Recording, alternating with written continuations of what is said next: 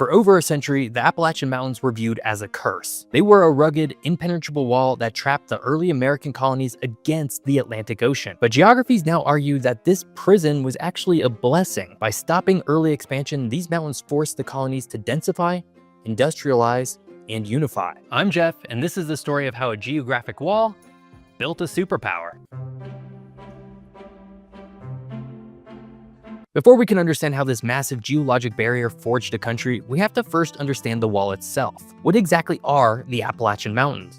To look at them on a standard topographic map today, they don't actually seem all that intimidating. Stretching for roughly 1,500 miles from the island of Newfoundland in Canada, all the way down to central Alabama in the United States, the Appalachians are a sprawling, massive system of mountain ranges. And unlike the jagged, snow-capped, dramatic peaks of the Rocky Mountains out west, the Appalachians are draped in lush, dense, green forests. They are famously rounded and rolling, and they rarely exceed 6,000 feet in elevation. In fact, Mount Mitchell in North Carolina takes the crown as the highest peak at just 6,684 feet. For context, the state of Colorado alone has over 50 peaks that double that height. So, if they aren't dizzyingly high, why were they such a formidable wall for so long? The answer lies in their unique layout. The Appalachians aren't just one single convenient ridge that you can climb up and over. They're a complex maze of parallel ridges and deep, narrow valleys. There's actually a whole subregion specifically known as the Ridge and Valley Appalachians. If you were an early settler trying to go west, you wouldn't just cross one mountain.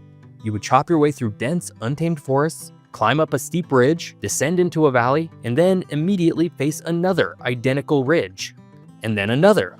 And another. There were almost no natural east to west rivers or mountain passes to make the journey easier. But the mountains you see today are hiding a monumental secret. Their modest, rolling appearance is completely deceptive. Because to truly understand the Appalachians, you have to look back not thousands of years, but millions. You see, the Appalachians weren't always the gentle green hills we know today. In fact, there was a time when these very mountains would have made the modern Himalayas look small. The Appalachian Mountains are incredibly, almost unfathomably old. They first began forming roughly 480 million years ago during the Ordovician period. This makes them older than the rings of Saturn. It makes them older than bones and older than trees even. When the Appalachian Mountains were first rising out of the earth, life on our planet was still mostly confined to the oceans. For hundreds of millions of years, the Earth's tectonic plates smashed into one another in a slow-motion geologic war. As the ancient continental plates of North America and Africa collided, the crust buckled, thrusting the Earth upward.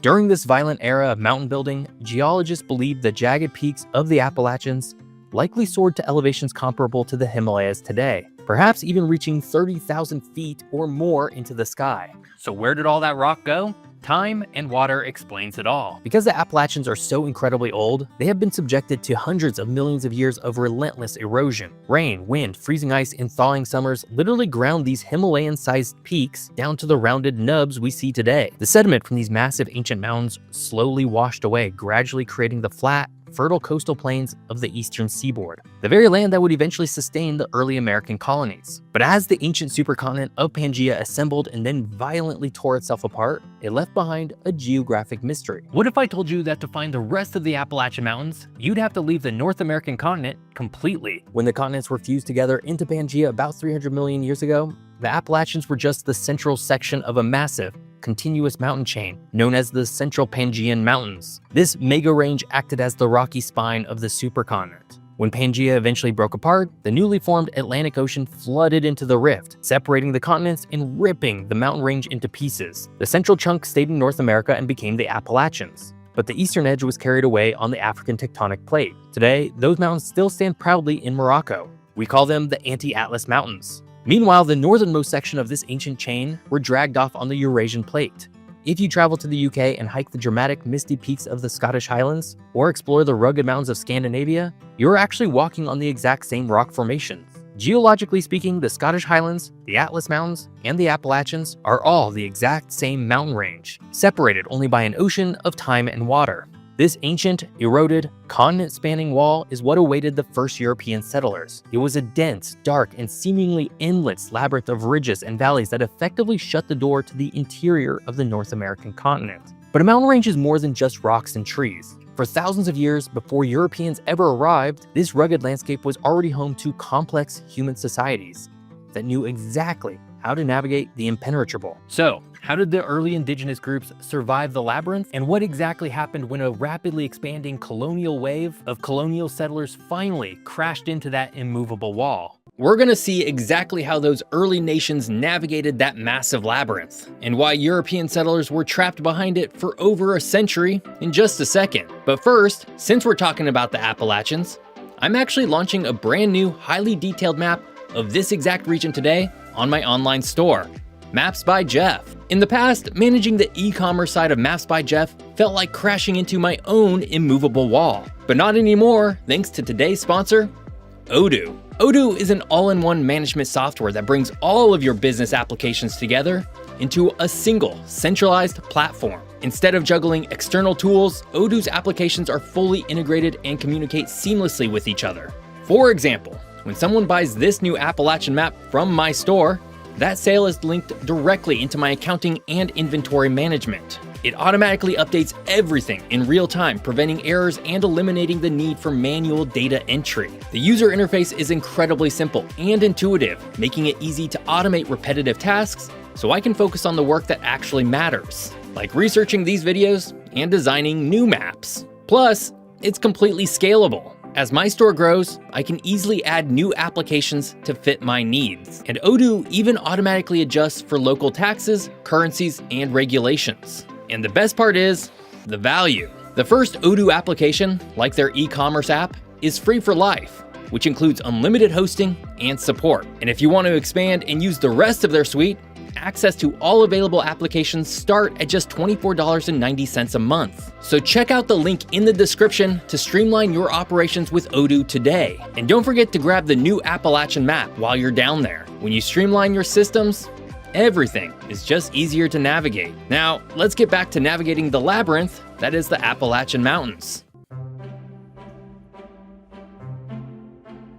When European settlers looked west from the Atlantic coast, they saw an impenetrable fortress of wood and stone. But to the indigenous peoples of North America, the Appalachian Mountains were never really a wall. They were a home, a fortress, and a bustling network of highways. For over 10,000 years, Native American nations navigated the complex ridges and deep valleys that terrified the early Europeans. In the north, the powerful Iroquois Confederacy dominated the terrain, using the geography to control trade and protect their borders. In the south, the Cherokee built sprawling, sophisticated towns in the river valleys, perfectly adapting their agricultural practices to the mountain climate. In fact, long before Europeans ever set foot on the continent, a sprawling path known as the Great Indian Warpath ran the length of the Appalachians, connecting tribes from modern-day New York all the way to Alabama. But in the 17th century, a new force arrived on the eastern shores of the continent, and the balance of the mountains was about to be shattered. When the first English colonists established Jamestown in 1607 and Plymouth in 1620, they clung tightly to the Atlantic coastal plain. For the first century and a half of American colonial history, European settlement barely pushed inland. Why? Because geography dictated their limits. The early colonies relied heavily on navigable rivers to transport goods like tobacco and timber back to Europe. But just a few dozen miles inland, the coastal rivers hit something called the fall line, a geographic boundary where the soft, flat sediment of the coast meets the hard bedrock of the Piedmont region, creating waterfalls and rapids that both simply couldn't pass. Beyond the fall line loomed the blue, hazy ridges of the Appalachians. To the British Crown, this geographic barrier was incredibly convenient. In fact, after the French and Indian War, the British government issued the Royal Proclamation of 1763. This law literally drew a line down the crest of the Appalachian Mountains and made it strictly illegal for colonists to settle west of it. The British wanted to keep the colonists neatly penned against the coast where they could be easily taxed, governed, and controlled, while leaving the deep interior to their Native American allies. But a geographic wall and a political line were no match for the desire for more land. By the mid-1700s, the American colonies were experiencing a massive population boom. Coastal farmlands were becoming exhausted, and a new generation of Americans were desperate for land, and so they looked west. They knew vast, fertile plains existed on the other side of the mountains, but every attempt to cross with wagons, livestock, and families was thwarted by the endless, brutal ridges of the Appalachians. So, how do you cross an uncrossable mountain range? Well, you don't climb over it. You just gotta find the crack where you can squeeze through. Deep in the intersection of modern-day Kentucky, Virginia, and Tennessee, geography had provided a miraculous loophole. Millions of years ago, a meteorite strike weakened the bedrock in a specific area of the mountains. Over countless millennia, a river carved through this weakened rock, leaving behind a deep V-shaped notch in an otherwise solid ridge. This is the Cumberland Gap. While indigenous people had used this gap for centuries, it wasn't until 1750 that a colonial explorer named Dr. Thomas Walker documented it for the Europeans. But the man who blew the doors wide open was a frontiersman named Daniel Boone. In 1775, Boone and a team of axemen hacked a 200-mile trail through the Cumberland Gap, creating the Wilderness Road. It was far from a modern highway though. The Wilderness Road was a brutal, steep, muddy, and dangerous path. Wagons frequently shattered, pack animals died, and violent clashes with the Cherokee and Shawnee, who were desperately trying to defend their ancestral lands from this sudden invasion, were a constant reality. The conquering of the Appalachians was not a peaceful expansion. It was a devastating displacement of the indigenous population who had thrived there for thousands of years. Yet, despite the extreme hardships, the crack in the wall had been found. The floodgates opened. Within just a few decades, over 300,000 settlers poured through the Cumberland Gap, spilling out into the vast open plains of the Ohio River Valley. The immovable wall had finally been breached. The United States was suddenly untethered, beginning its rapid, unstoppable march towards the Pacific Ocean. But conquering the mountains is only half the story. Because while the American pioneers eventually broke through to the other side, geographers argue that the true secret to American dominance isn't that they crossed the Appalachians. It's that they were trapped behind them for 150 years.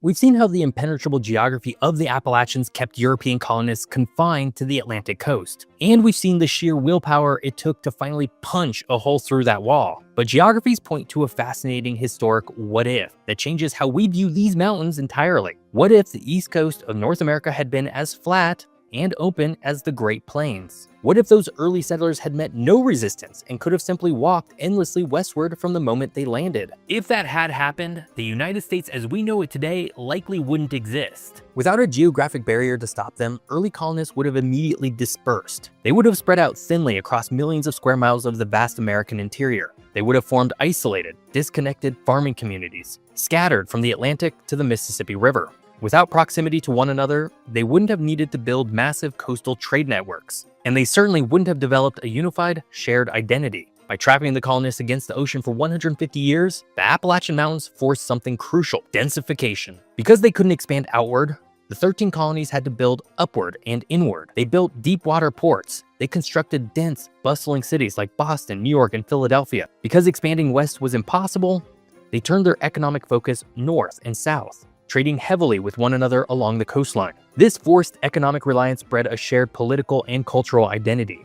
13 incredibly distinct, wildly different colonies were squished together until they began to see themselves as a single, unified entity. But how did this forced proximity defeat the greatest military empire on Earth? When the American Revolution erupted, that coastal densification became the colony's greatest weapon. Because the American population was concentrated along the eastern seaboard, they could communicate quickly, organize militias, and maintain relatively short supply lines. If the colonial population had been scattered across the Midwest, the British military would have easily divided and conquered them piecemeal. The Appalachian Mountains literally guarded the Americans' backs, preventing the British from easily flanking them from the deep interior. In short, the geographic prison of the Appalachians incubated the United States.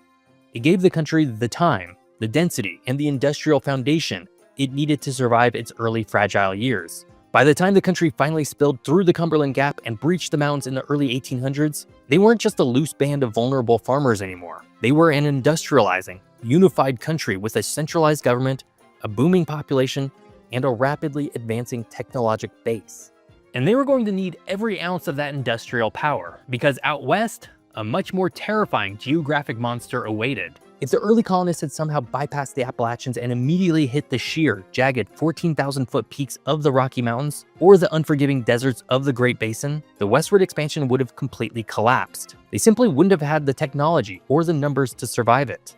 The Appalachians acted as the perfect set of training wheels for American expansion. By forcing the US to industrialize first, the country was prepared for the West. By the time Americans had to cross the Rockies and the Sierra Nevadas, they weren't just relying on wooden wagons. They were laying down thousands of miles of transcontinental railroads, stringing up telegraph wires, and using the massive manufacturing base they had built back east. The wall that once held them back had prepared them to conquer a continent. But while the United States moved on to dominate the West, what happened to the mountains themselves? Today, the Appalachian Mountains are no longer a barrier to transportation. Highways tunnel right through the ancient bedrock, and airplanes soar effortlessly over the rolling green ridges. Yet, the mountains remain a vital, irreplaceable part of the American fabric. Physically, they became the engine of the American Industrial Revolution. For over a century, the incredibly rich coal seams buried deep within the Appalachian bedrock powered the country's factories, heated its homes, and fueled the trains that connected the coasts. Today, they're also one of the country's greatest natural playgrounds,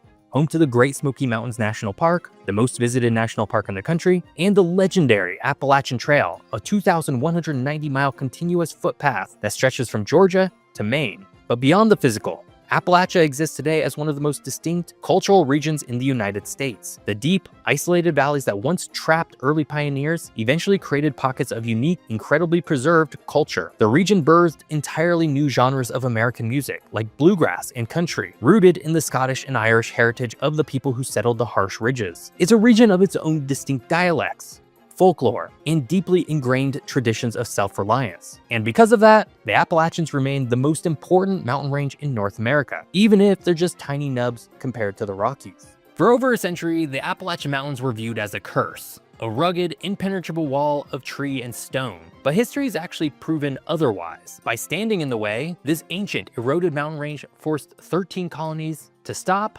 grow together, and build the foundation for an industrial powerhouse. So the Appalachians didn't trap the United States, it forged it. This week, I'm in Guatemala, hiking up to the top of an active volcano to watch it erupt and answer the question, why are Central America's volcanoes so much more active than North America's? So come join me over on my travel channel. I hope you enjoyed learning all about the Appalachian Mountains. If you did, be sure to check out this video all about how Minnesota shaped the United States. Thanks for watching, see you next time.